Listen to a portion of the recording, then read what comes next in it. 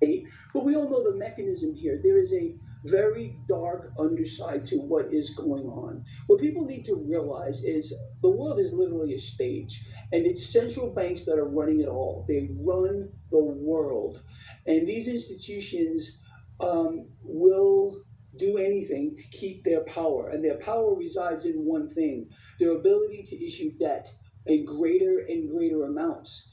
And if that means they have to, go engineer this crisis, engineer another crisis, and one on top of that, that's what they're going to continue to do to keep the debt-based economic model going. It demands that debt be borrowed into existence in perpetuity. It can't stop, and they will create any reason, the things you can't dream about, to make sure that mechanism remains in place. It's a terrible thing. I think personally it's the greatest threat to human life on the planet.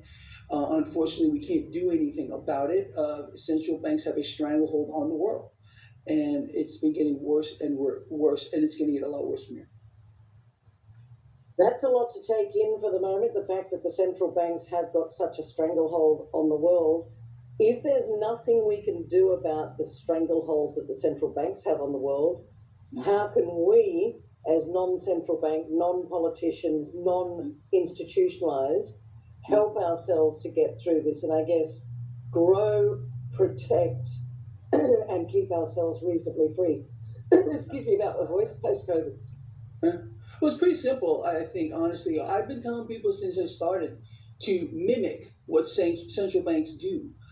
Become your own central bank. Bet against the debt bubble. Hold assets that are actual units of wealth. Now, if we have a debt-based system, which is exactly what we have, and it keeps inflating, you want to be in assets that are on the opposite side of the spectrum. In my view, these are physical gold, physical silver, more specifically, is my favorite asset of all time.